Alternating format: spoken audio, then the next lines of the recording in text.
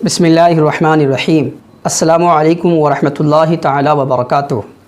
मेरे नौजवान दोस्तों, आज की इस वीडियो में हम गुफ्तगू करेंगे कि शब बारात में शब बेदारी कैसे की जाए, इस रात को कैसे गुजारे, इस रात में हमें क्या पढ़ना चाहिए, क्या ज़िक्र अस्कार करने चाहिए, क्या इबादत करनी चाहिए, कौन से नवाफिल पढ़ने चाहिए और सलातुत तस्बीह की नमाज का तरीक़ा क्या है, हम वीडियो के आखिर में ये भी आपको बताएंगे। अज़ीज़ दोस्तों, इस रात के नवाफिल ज़िक्र अस्कार और आदो वज़ाइफ़, अमाल सालिहा, इबादत, दुआ और इस पर गुफ्तगू करने से पहले दो ज़रूरी और बुनियादी बातें भी समाअत कर ले। पहली ये कि इस रात में यानी शब बारात में शब बेदारी का इबादत का कोई ख़ास तरीक़ा मुक़र्रर नहीं। तबई नशात के साथ जिस तरह आप अल्लाह को याद करना चाहे कर सकते हैं। आप कुरान की तिलावत कर सकते हैं, हदीस का मुताला कर सकते हैं, और अगर आप कुरान पढ़ना नहीं जानते हैं तो किसी से उसकी तिलावत सुन भी सकते हैं। आप अल्लाह के रसूल सल्लल्लाहु अलैहि वसल्लम की बारगाह में दुरूद व सलाम का नजराना पेश कर सकते हैं, यानी दुरूद शरीफ पढ़ सकते हैं। आप नवाफिल पढ़ सकते हैं, आप तौबा व इस्तिग़फ़ार कर सकते हैं, आप किसी भी वज़ाइफ़ का विर्द कर सकते हैं, दुआ कर सकते हैं। मतलब जिस तरीक़े से चाहे आप अल्लाह को याद कर सकते हैं। कोई ख़ास तरीक़ा, कोई ख़ास इबादत कोई मुक़र्रर नहीं है। दूसरी बात ये कि इन रातों में, इन मुबारक रातों में, इन मुक़द्दस रातों में हमें चाहिए कि जब भी हमें इबादत का मौका मिले तो हम क़ज़ा नमाज़ों को नवाफिल की अदायगी पर तरजीह दें। यानी हमसे जो फ़र्ज़ नमाज़ें छूट गई है, हमारे ज़िम्मे जो क़ज़ा नमाज़ें हैं, उन नमाज़ों को इन बड़ी रातों में, इन मुबारक रातों में अदा करने की कोशिश करें। जो ख़ास नवाफिल हैं इन रातों के, उनको पहले पढ़ लें और उनके बाद जो वक्त मिले, जो टाइम मिले, उन वक्तों में इन क़ज़ा नमाज़ों को ही अदा करने की कोशिश करें। इसी तरह क़ज़ा रोज़ों को नफली रोज़ों पर तरजीह दें। जो आपसे रमज़ान के फ़र्ज़ रोज़े छूट गए हैं, इस तरीक़े के मौके पर उन रोज़ों की क़ज़ा करें तो ये ज़्यादा बेहतर है, क्योंकि जो फ़राइज़ हैं उनके बारे में हमसे पूछा जाएगा, उनके बारे में हिसाब व किताब होगा, सवाल व जवाब होगा। जो नवाफिल हैं उनके ताल्लुक़ से हमसे सवाल व जवाब नहीं होगा। एक बात और ये कि क़ज़ा नमाज का अदा करना उन लोगों के लिए तो फ़ायदेमंद है कि जो नमाज की पाबंदी करते हैं, जो नमाज़ पढ़ते हैं। वरना जो नमाज ही नहीं पढ़ते वो एक तरफ तो क़ज़ा नमाज़ों का अहतमाम करेंगे और दूसरी तरफ उनसे नमाज़ छूटती रहेगी, उनके ज़िम्मे क़ज़ा नमाज होती रहेगी। तो इसलिए सबसे पहले नमाज की पाबंदी शुरू कर दें, नमाज पढ़ना शुरू कर दें, और फिर धीरे धीरे आपसे जो नमाज़ें छूट गई हैं, फ़राइज़ वाजिबात, उनकी क़ज़ा शुरू कर दें। तो ये आपके लिए, सबके लिए सबसे बेहतर अमल है। और एक गलत फ़हमी और उसका इज़ाला, आवाम में जो ये मशहूर है कि इस रात में 2 रकात मख़सूस तरीक़े से पढ़ लेने से ज़िंदगी भर की जो नमाज क़ज़ा हो गई है वो माफ़ हो जाती है। ये सरासर झूठ और गलत है।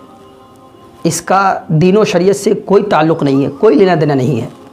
ये सिर्फ़ और सिर्फ गुमराह करना है और लोगों के दिलों से नमाज की अहमियत को कम करना है, लोगों के दिलों से नमाज की अहमियत को घटाना है, ख़त्म करना है।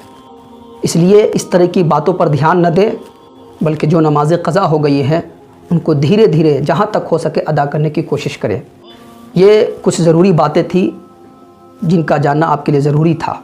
आगे बढ़ने से पहले ये बात भी समाअत कर लें कि बहुत से दोस्तों को क़ज़ा नमाज की नीयत नहीं आती। बहुत से लोग परेशान और कंफ्यूज रहते हैं कि हम क़ज़ा नमाज की नीयत कैसे करेंगे। तो याद रखें कि क़ज़ा नमाज की नीयत बहुत सिंपल है, बहुत आसान है, क्योंकि हमें से ज़्यादातर लोगों को ये याद नहीं होता कि उनकी कितनी नमाज क़ज़ा हुई है, उनका हिसाब व किताब उनके पास नहीं होता। बहुत कम अब हमारे दरमियान साहिब तरतीब लोग रह गए हैं کہ جن کو ان کے قضا نمازوں کا حساب و کتاب ہو جن کے پاس، ورنہ ہمیں سے زیادہ تر کا یہی حال ہے کہ اتنی نمازیں قضا ہو جاتی ہے کہ یاد ہی نہیں رہتا کہ کتنی نمازیں ہمارے ذمہ ہیں۔ تو اس کی نیت کا آسان طریقہ یہ ہے کہ آپ نیت کرتے وقت اس طرح نیت کریں کہ میں آخری نماز فجر کی نیت کرتا ہوں جو میں نے ادا نہیں کیا۔ اسی طریقے سے آپ ظہر میں نیت کر سکتے ہیں، عصر میں نیت کر سکتے ہیں، مغرب میں اور عشاء میں۔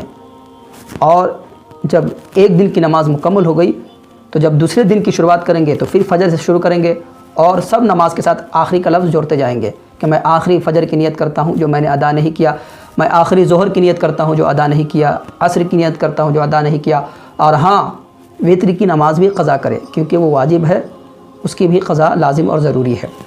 معزز دوستو، اب آئیے ان نوافل کی طرف، ان ذکر و اذکار کی طرف اور ان دعاؤں کی طرف جو اس رات میں ہمیں پڑھنا چاہیے۔ ہم تیزی کے ساتھ ان نوافل کو، ان ذکر و اذکار کو، ان دعاؤں کو آپ کے سامنے پیش کریں گے اور کسی تفصیل میں نہیں جائیں گے، کیونکہ اگر ہم تفصیل میں جائیں گے اور سمجھانے کی کوشش کریں گے تو پھر ویڈیو بہت لمبی ہو جائے گی۔ ہاں، اگر کسی احباب کو، کسی دوست کو سمجھ میں نہ آئے تو وہ کمنٹ باکس میں پوچھ سکتے ہیں، میں انشاءاللہ تعالی جواب دینے کی کوشش کروں گا۔ سب سے پہلے شعبان کی 15ویں شب یعنی شب برات میں سورہ بقرہ کا آخری رکوع اعوذ باللہ من الشیطان الرجیم آمن الرسول بما انزل الیہ من ربہ والمؤمنون سے علی القوم الکافرین تک 21 مرتبہ پڑھنا چاہیے۔ یہ پڑھنے سے فائدہ کیا ہوگا؟ 21 مرتبہ پڑھنے سے امن و سلامتی اور حفاظت جان و مال کے لیے یہ بہت مفید ہے، بہت فائدہ مند ہے۔ دوسرا، شعبان کی 14 تاریخ بعد نماز عصر آفتاب غروب ہونے کے وقت یعنی سورج ڈوبنے کے وقت باوضو ہو کر 40 مرتبہ یہ کلمات پڑھے، لا حول ولا قوت الا باللہ العلی العظیم۔ اللہ تعالیٰ اس دعا کے پڑھنے والے کے 40 سال کے گناہ معاف فرما دے گا۔ پھر شعبان کی 15ویں رات یعنی شب برات میں سورہ یاسین 3 بار پڑھنے سے رزق میں ترقی ہوتی ہے، عمر میں اضافہ ہوتا ہے اور انسان ناگہانی آفتوں سے محفوظ رہتا ہے۔ آگے دیکھتے ہیں شعبان کی 15ویں رات۔ جب شعبان کی 15ویں رات کہا جائے، بولا جائے تو اس سے مراد شب برات ہی ہوتی ہے۔ شعبان کی 15ویں رات سورہ دخان، یہ 25ویں پارے میں ہے، سورہ نمبر 44 ہے، 7 مرتبہ پڑھنا بہت افضل ہے۔ اس کے پڑھنے سے اللہ تعالیٰ 70 حاجات، 70 ضرورت دنیا کی اور 70 حاجات، 70 ضرورت آخرت کی پوری فرمائے گا۔ امام غزالی احیاء العلوم میں فرماتے ہیں کہ شب برات لوگ یہ دعا کثرت سے پڑھتے ہیں، اور صحابی رسول حضرت عبداللہ بن مسعود فرماتے ہیں کہ جو بندہ یہ دعا پڑھے اللہ تعالیٰ ضرور اس کی معیشت یعنی رزق میں وسعت عطا فرماتا ہے۔ اور وہ دعا کیا ہے؟ وہ دعائے نصف شعبان ہے۔ وہ دعا تھوڑی لمبی ہے لیکن میں ایک بار آپ کے لیے پڑھ دیتا ہوں، کیونکہ ہم میں سے بہت سے احباب ایسے ہیں، بہت سے دوست جو پڑھنا ہی نہیں جانتے ہیں، تو ان کے لیے میں یہ دعا پڑھ دیتا ہوں۔ بسم اللہ الرحمن الرحیم، اللہم یا ذا المن ولا یمن علیک یا ذا الجلال والاکرام یا ذا الطول لا الہ الا انت ظہر اللاجئین وجار المستجرین ومأمن الخائفین اللہم ان کنت کتبتنی فی ام الکتاب عندک شقیا فمح عنی اسم الشقا واثبتنی عندک سعیدا وان کنت کتبتنی فی ام الکتاب محروما مقترا علی رزقی فمح عنی حرمانی وتقتیر رزقی واثبتنی عندک سعیدا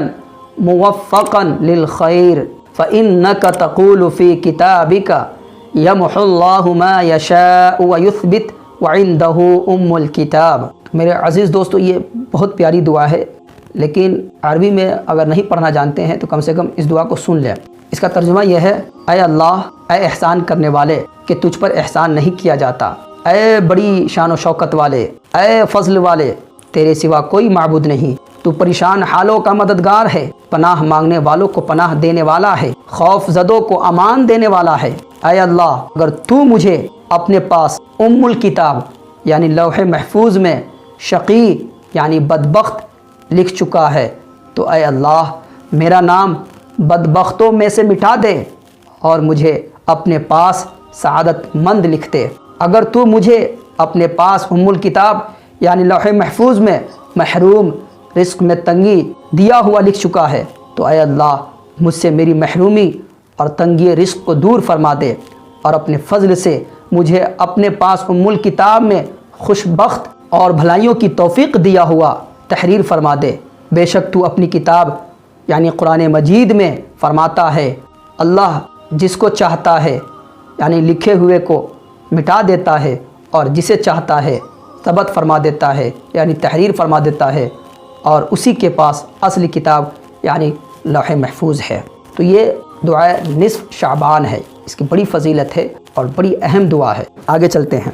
شعبان کی 14 تاریخ کو بعد نماز مغرب 6 رکعتیں 2 رکعت کر کے پڑھیں۔ پہلی بار 2 رکعت درازی عمر کی نیت سے، دوسری بار 2 رکعت دفع بلیات کی نیت سے، تیسری بار 2 رکعت مخلوق کا محتاج نہ ہونے کی نیت سے پڑھے، اور ہر 2 رکعت کے بعد سورہ یاسین 1 بار، سورہ اخلاص یعنی قل هو اللہ احد 21 بار، اس کے بعد دعائے نصف شعبان پڑھے، جو دعا میں نے ابھی آپ کے سامنے پیش کی ہے۔ پھر شعبان کی 15ویں شب 2 رکعت اس طرح پڑھی جائے کہ ہر رکعت میں سورہ فاتحہ کے بعد 1 بار آیت الکرسی اور 15 مرتبہ سورہ اخلاص پڑھی جائے۔ سلام کے بعد 100 مرتبہ درود شریف پڑھ کر ترقی رزق کے لیے دعا کی جائے تو اللہ تعالیٰ کشادی رزق عطا فرمائے گا۔ شعبان کی 15 تاریخ یعنی جو شب برات گزر کر جو دن آتا ہے وہ شعبان کی 15 تاریخ ہوتی ہے، تو 15 تاریخ بعد نماز ظہر 4 رکعت نماز 2 سلام سے پڑھے۔ پہلی رکعت میں سورہ فاتحہ کے بعد سورہ الزلزال اذا زلزلت الارض زلزالہا 1 بار، اور سورہ اخلاص یعنی قل هو اللہ احد 10 بار۔